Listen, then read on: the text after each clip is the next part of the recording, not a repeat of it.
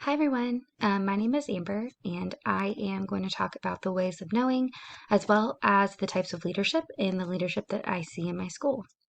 So I'm going to start with instrumental knowers. Instrumental knowers have concrete needs. They believe that there are specific rules and a right way to teach. They are comfortable with concrete and specific processes, and they have limited interest in reflection or collaboration when their needs are not being met. So I feel that this is reflective of new teachers in many ways. They are looking for that right way or that technical way to teach, and they feel a little bit more uncomfortable in a collaborative setting, especially if they're considered inexperienced and they're on a team with veteran teachers or administration. It can just be really overwhelming. I know that as a new teacher, I felt that there was a right way to teach. I was always looking for something technical or concrete. I wanted like really like step-by-step practices that I could use in my classroom. Um, I wanted directive practices, and I wanted just someone to tell me what to do and give me a practice to implement into my classroom. I wanted to try different things and I wanted it to be the right way. Um, as I progressed through my first year, I found myself, though, interested in collaboration and reflection. I was more comfortable with being given concrete, specific processes to teach, but I still wanted to reflect on them and collaborate with others on them. Um, Currently, I do not feel like I fit in as an instrumental knower because I have that interest in reflection and collaboration. Socializing knowers are knowers who focus on others and they believe that a group's needs are important. They are collaborative and reflective, and they're very comfortable with beliefs or opinions that may cause conflict within a group. Um, I feel that this is where I most related in previous years of my teaching, probably in years 2 and 3. Um, I focused on the needs of others, whether it be my co teachers, my students, my team. And now I still fully believe that the needs of my students and my group of teachers are important to me and my teaching. Um, and I definitely thrive off of collaboration and learning through others. I reflect daily in my teaching, often with other teachers, so that I can process my next steps. So um, every day after school, I go to my teammate and we talk about our day. We talk about how did math go? How did reading go? How did science go? What worked? What didn't work? What are our next steps going to be tomorrow to address what didn't work or to address something that did go really well? How are we going to push it further? Um, that's one way that I feel like I fit in as a socializing knower, because I am so comfortable with collaboration and I thrive off of collaboration and learning through other people. Um, that is the one area of socializing knowing that I currently still relate to. But definitely earlier in my teaching career, that was what I did. Um, I often spent time making sure that the needs of everyone on my team was met rather than the needs of myself. And I focused on making sure that our collaborative conversations focused on everyone else. And my needs kind of fell last. Um, which kind of takes me to the next type of knower, which is self-authorizing knower. These knowers are reflective of themselves and their content, consider their personal goals and ideas very important, and are advocates for themselves and are comfortable creating conflict as long as it reflects their internal standards. These knowers are comfortable with gray area learning. I feel that this form of knowing reflects me now as I am in my 5th year of teaching. Um, and originally I said only in some areas, but as I've reflected on it, as I've written and as I've spoken, I feel that I relate in a lot of areas. Um, if it's important to me and my beliefs of teaching and student success, I am comfortable initiating conversations that conflict with the opinion of a group. I am comfortable um, with my knowledge of my students' needs and of my teaching beliefs to share my opinion, even if it is conflicting. So I run into that often in PLCs when we are sharing instructional strategies or and I feel that that's not the most beneficial for me and my students. I'm okay voicing that opinion and stating what I think would be most beneficial. Recently, we've had a primary team meeting where all of the primary teachers gathered together and discussed ways that would be effective in teaching phonics, specific phonics strategies. And my internal beliefs were different than the ones of some of the other teachers. And I was comfortable to create an open conversation about it, even though it conflicted with what most of them were saying and most of their beliefs, um, because I was very comfortable in my own belief. And I had very strong opinions on it and how it would impact my students' success.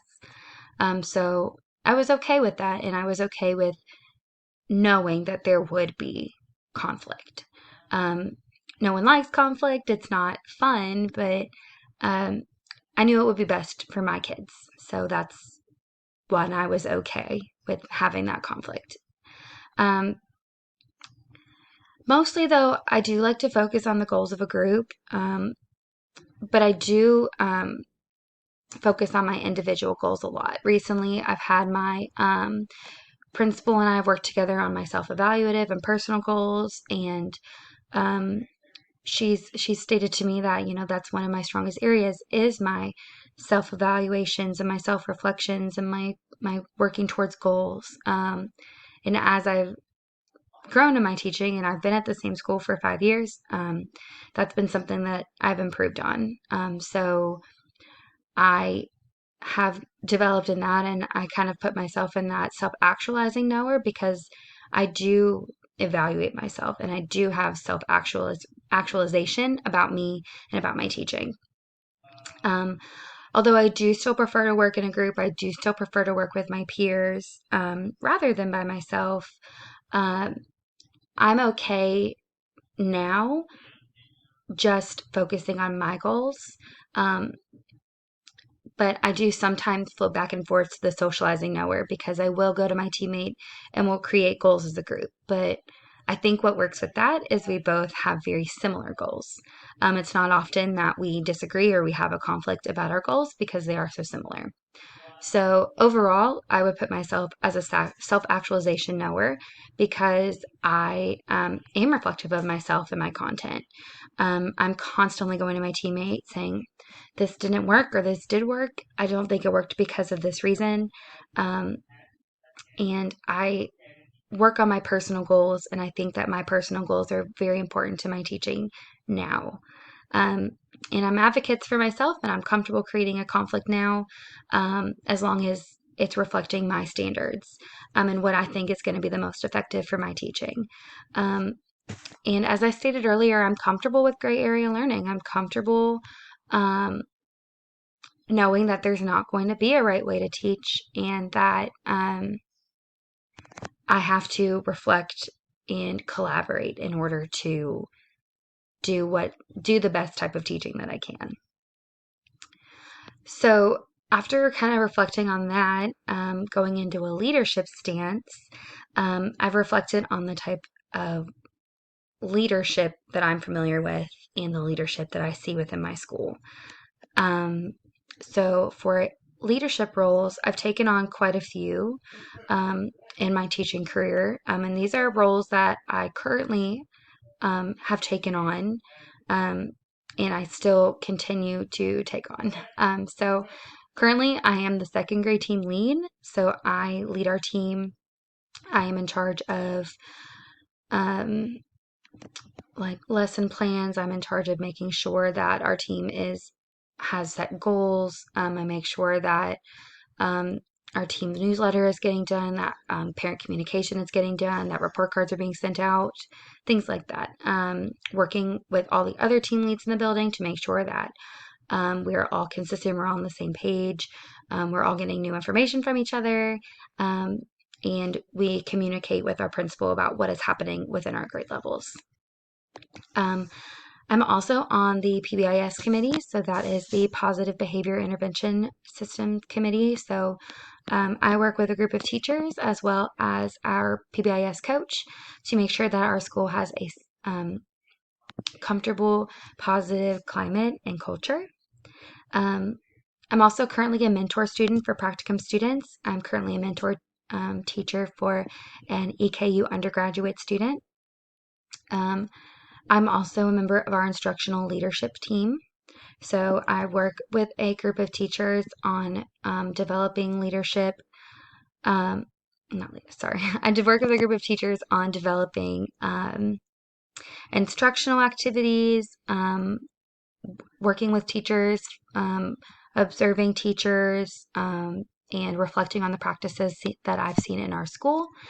And I also serve as the primary math representative. So I attend meetings about the primary math program, and I create collaborative groups about math and work with all primary teachers on their math content and help them with anything that they need related to the math program with our instructional coach. So after reflecting on all the different leadership roles I've taken, it's a lot more than I realized that I took on. So kind of made me think about the different types of leadership that each one of those roles is. And I've determined that I'm very comfortable with instrumental leadership. I'm very knowledgeable of teaching and learning practices and guiding others on how to find the best practices for them and their students. And I think that this is reflected in my leadership experiences. As the second grade team lead, I guide my teammate and I to what the next step should be for us and our students. As a member of the instructional leadership team, I take on the role of identifying the teaching and learning practices that are happening within my building, how they're working, and what the best practices for the teachers and school would be. I can also see instrumental leadership as I'm a mentor teacher for undergraduate students. I've done this for a couple years. I've taken on a couple of different undergraduate students, and I've been able to guide those students towards what practices will work best for them as they move towards their teaching career, as well as what practices are going to work best for their lessons and their observations in my classroom. So that is one area that I'm just very comfortable in. I enjoy that area, and I enjoy helping teachers find what practices are going to work best for them. I enjoy talking to them about teaching and their practices, and I enjoy getting to go in and watch teachers teach. I'm very lucky I get to do part of that as a member of the instructional leadership team. I get to go spend some of my planning walking through classrooms, watching how other teachers are teaching, watch how other students are engaged, and take those back to our meetings and talk about what we've seen and just how awesome it is and how we can implement things within our whole school. And also, it's really helpful to identify any practices that are missing that could benefit our students. So I feel very comfortable with instrumental leadership.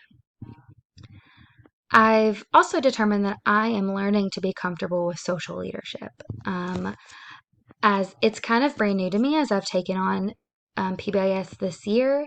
I take on the role of creating a positive school culture for both students and teachers, and I'm learning how to build a school culture that focuses on the positive practices of teaching and how it impacts learning.